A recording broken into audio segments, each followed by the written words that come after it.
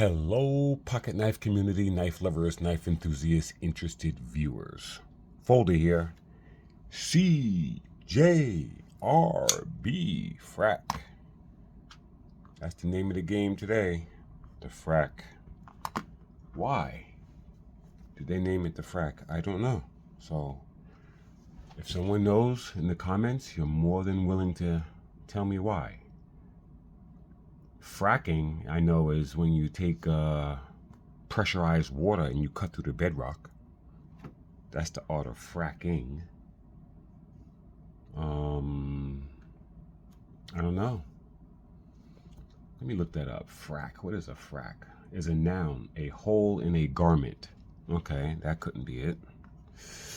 And as a verb, it means to, I'm not going to say the word. I don't like cursing too much on my channel, but you know, F-U-C-K. As a verb, fornicate under carnal knowledge. So I don't know. I don't know.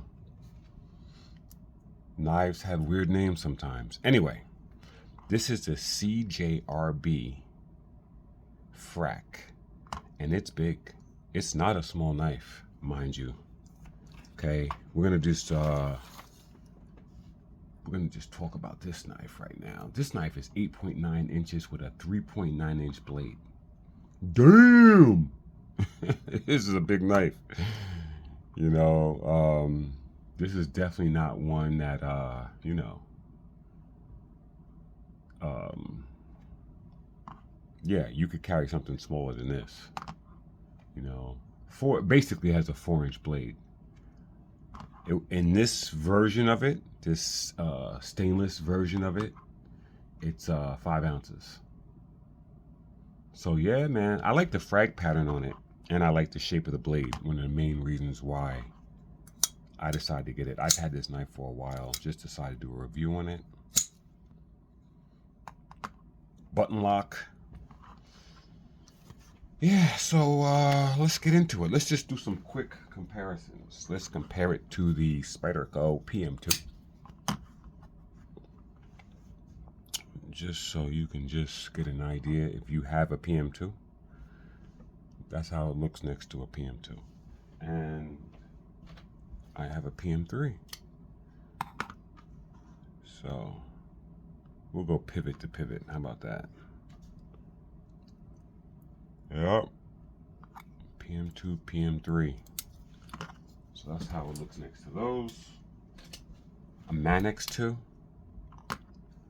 Spyderco Manix 2. My Curanite Cruair Manix 2. Love this thing. And yeah, being 8.9, I mean, that's, you know, 8.9. Yeah. 9-inch knife. So a whole inch longer than the Manix. You know what? Let's bring some big knives out here. Bring the Recon 1. Okay, it ain't bigger than no Recon 1. You know, Recon 1 is into the 9 box. This is not quite at the number 9 box. You know, yeah, Recon 1 is huge. One more. Bam! let's bring out the Scout. Yeah, the 4 Max Scout is monstrous. That's hitting the 10th box, into the 10th box, the 10-inch box. So that's a really humongous, enormous knife. So yeah, if you want the CJRB, it's not quite as big as a 4 Max, but you know, you get the point. Let's just start off with this whole thing. So the shape of this blade is a drop point blade. It is complex. It's not simple. It is a single grind, but it does have a top swedge that is complex. It does a few turns there. I love the deployment hole. Very nice deployment hole. The reverse flick is very satisfying on this knife. Very good place for that flick. It is a true button lock. You know, not like certain knives that use locking mechanism. They use a button, but it's a different technology. This is a true button lock. And the way you can tell, well, it'll say button lock, I'm sure, when you buy it. But if you're questioning it, the way you can tell, look inside. There's a cutout right there in the tang. You see it? That little cutout. That cutout goes, watch the little button pop out. Boom, popped out. And goes right inside that groove.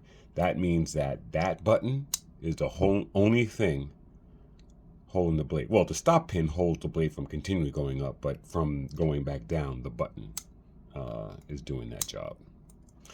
So it is a true button lock. Look at the cutout reliefs inside this thing. Inside the scales. Woo, a lot of weight saving, man. 1, 2, 3, 4, 5 triangles inside there. Yeah, so it's a big knife. So they didn't, when it's all metal here, stainless, so they didn't want it, you know, to be so heavy, you know. So it's got the frag pattern.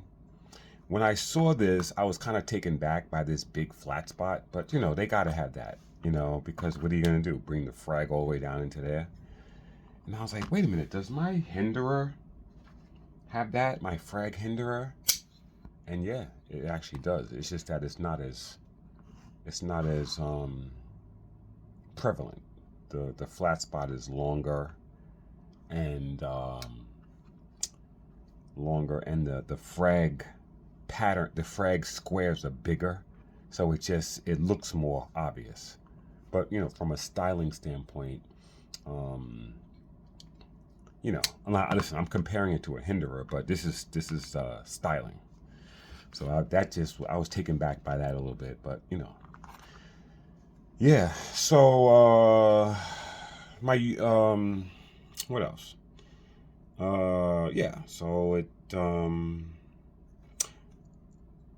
yeah. It has I'm sorry here, guys. It has the AR RPM9 steel. That is a steel a metal RG that CJRB has been using. It's not a super steel. It's at the lower tier steels, but mid-range. Actually, it's not lower. I'm sorry, probably like mid-range tier. It's a good all-around steel. Good stainless steel, decent. You know. Decent in all the categories. Not amazing, but not bad. Yeah. So, yeah, I guess that's it. I guess I'm ready for the negatives. Yeah, I guess I'm ready for the negatives. I am. I am ready for the negatives. I wasn't sure if I was, but I am. Okay, so my first negative, and this is something that I'm going to start complaining about with every knife. I want to change the industry. Folder is going to change the industry. Captured main pivots on one side. This knife has, even like with the PM2 and the Manix 2 that have a captured, it has a D inside of the, there's a D inside of the liner that one screw goes in and it holds it, so you can screw that side in and it doesn't move. That D shape holds it, so it's sort of captured.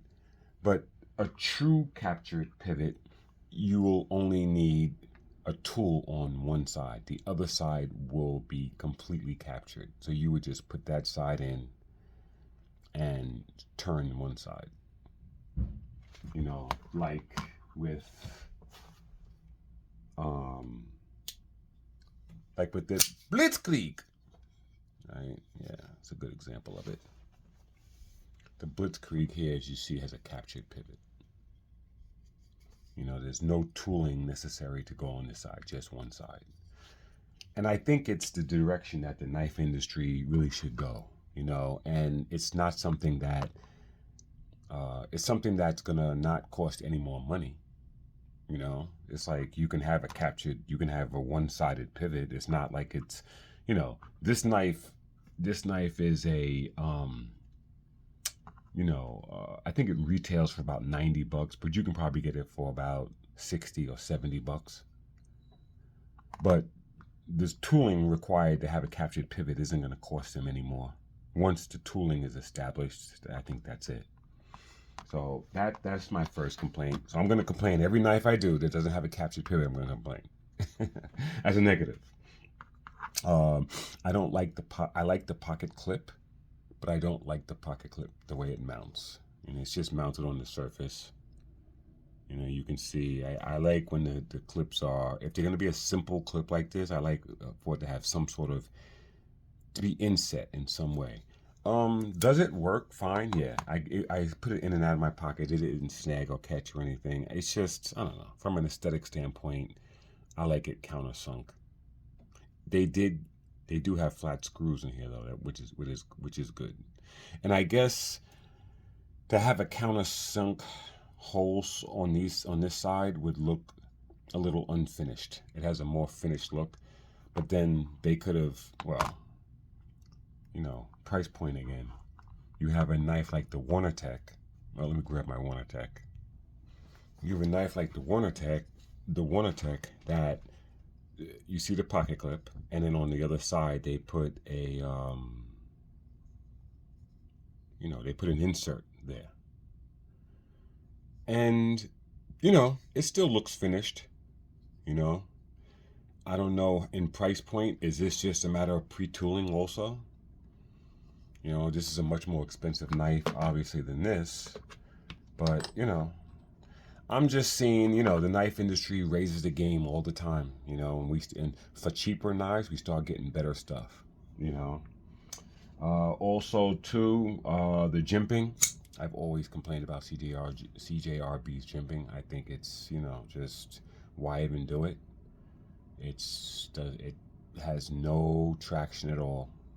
And they had the nerve to actually put it back here too, the same jimping on the back. Even though, ironically, this has a little bit better grip than the jimping on the blade up there. This is just completely smooth. It literally defies the definition of jimping. Yeah. So, and then the name Frack, I started off with questioning that name. So, you know, listen, aside from that, I think CJRB puts out a very good product. They're very good budget knife. This is a very good budget knife. You know, the plunge grind and finger choil here are, I mean, you can't get more room than that. I mean, the thing is massive. That's another really good attribute. They put an enormous front finger choil on this thing. I mean, I actually have room, like not even coming anywhere near the edge when I put my finger in here. And it definitely allows for a complete transfer of focus with this knife. You know, from back here to the middle of the knife here. You know, yeah, really nice. So, yep, it's a big knife, but it's a decent knife, and especially for $70, you know, 70, 60, 70, whatever it costs, this thing, under 90 or 90, you know, definitely, you know. So, all right, that's the CJRB Frack. All right, thanks.